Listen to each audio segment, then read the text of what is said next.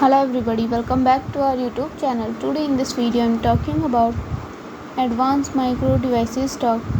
In this video we talk about the stock pros and cons and technical analysis and latest news about it.